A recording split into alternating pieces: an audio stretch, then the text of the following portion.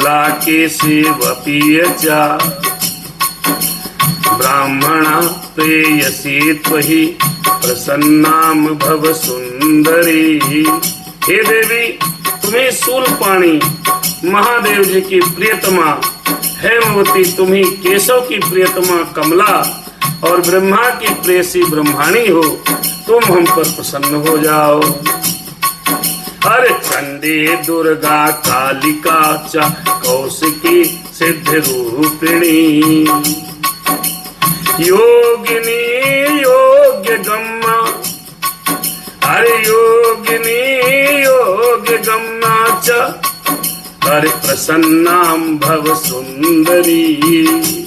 हे देवी, तुम्ही चंडी हो, तुम्ही दुर्गा हो, तुम्ही कालिका हो, तुम्ही कौशिकी हो मैया, तुम्ही सिद्ध रूपिणी हो, तुम्ही योगिनी हो और केवल योग से ही तुमको प्राप्त किया जाता है।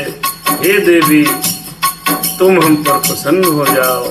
बाल्ये चा बालिका तुम, बाल्ये चा बालिका तुम ही यौवने युवती चा।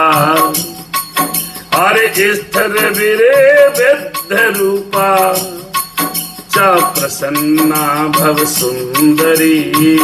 हे मैया, हे देवी, तुम बाल्यकाल में बालिका हो, यौवन काल में युवती हो और वृद्ध काल में वृद्ध रूप से प्रकाशित होती हो, रक्षा करती हो मैया।